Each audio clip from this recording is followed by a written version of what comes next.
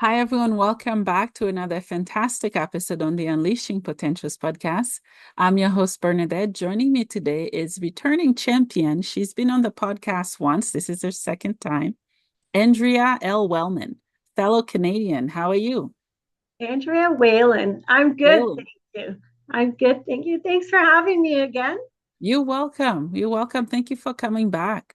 Yeah, and since I was here last, congratulations on your Facebook group that you've Thank started for women. you. Thank That's you. amazing. Thank you so much. Congratulations to you too. You're doing some very impactful work through poetry and many other outlets as well. Thank you.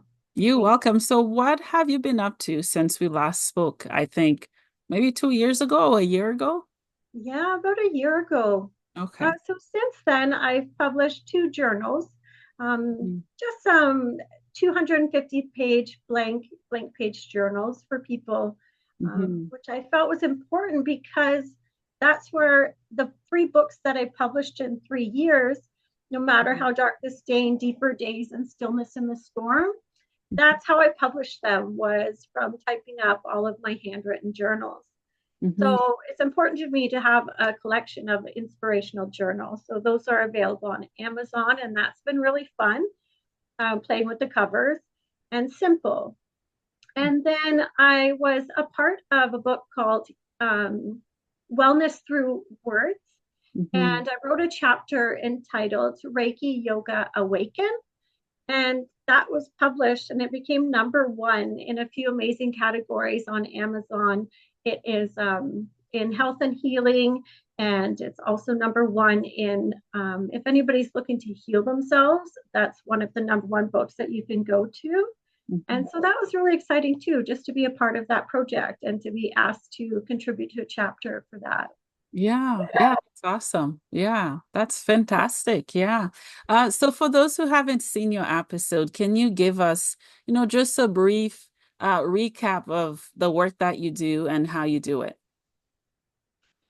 So, last time we talked about really a lot about healing, and that's where no matter how dark the stain, poems and inspiration for the woman in pain, that was, this is really the crux of any woman who's looking to become unstuck, heal some traumas, get over childhood a little bit, or just move to the next stop that they feel inside of their potential.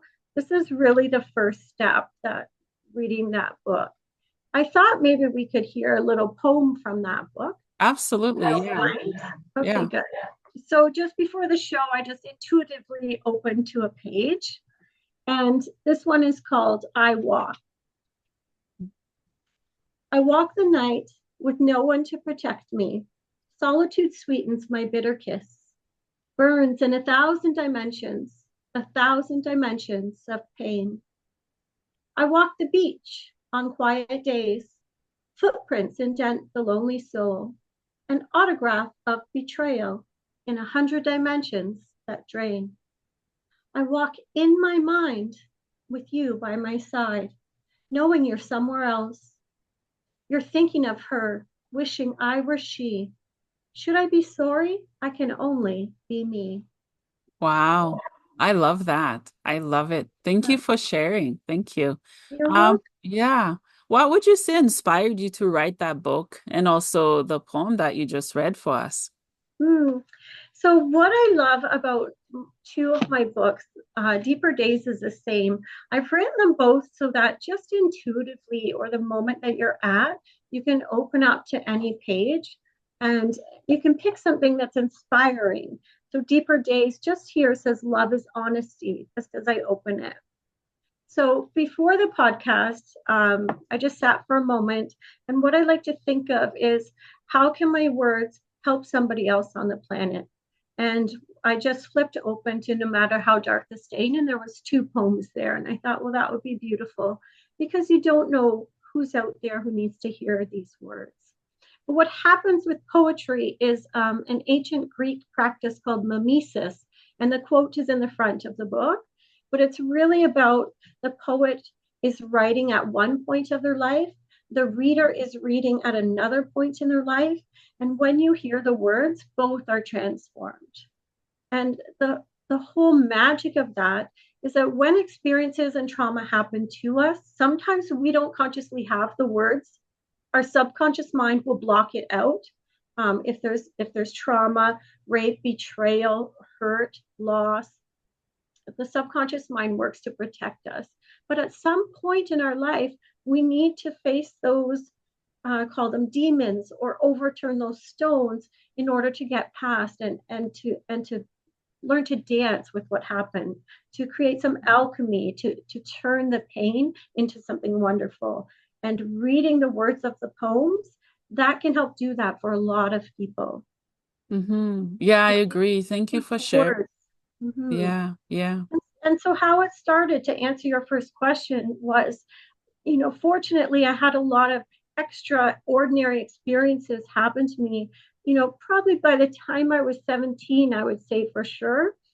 But the poetry, I wrote through all of it. And when I was writing the poetry, it was almost like channeling. They were words I was hearing. I could see them on paper. I turned darkness into light on paper with the words. I didn't recognize the vocabulary of the words. And, come when COVID happened and domestic violence phone calls went up 60%, I knew exactly in my heart what all of that writing was for. I knew what the poetry was for. It was, and I felt it was bigger than me then, with the vocabulary I didn't recognize and channeling a voice that wasn't somebody talking to me physically. I knew it was for other people to heal. I knew it was for women in pain, and I knew it was to help, start this uprising of love and get women, to heal all of these things that are inside of them. Yeah, COVID definitely was a very rough time. And I think we're still going through COVID. People are still getting sick.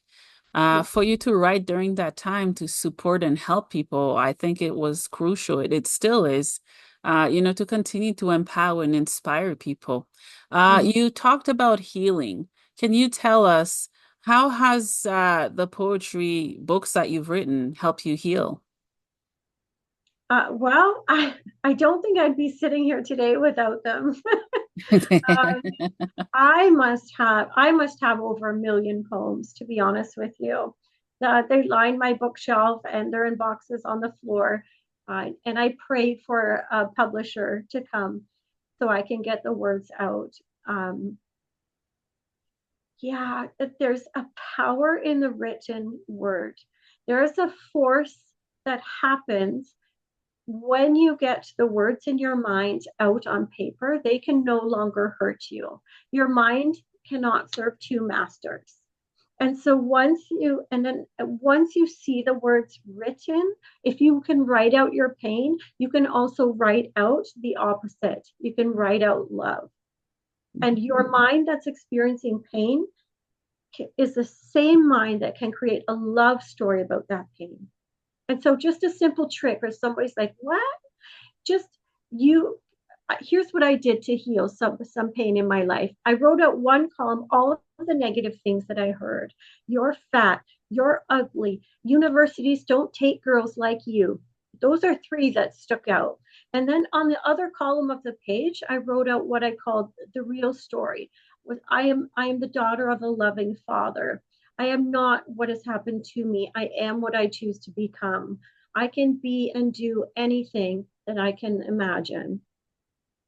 Right? So Mhm. there, once you hear the light of it, the other comments are, they're not so prominent in your mind, right? So it's a bit of training, it's a bit of work, and really the whole beauty of it is that it's you, only better, if you have the strength and courage to do that.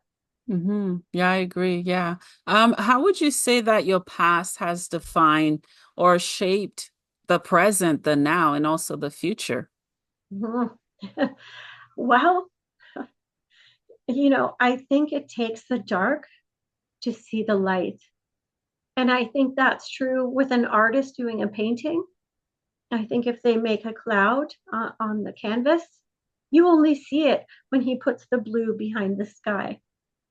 And I think that the darkness that I had so early on, the dark things that happened, the pain, trauma, betrayal, the loss. I've had to bury a child. I've had 10 miscarriages.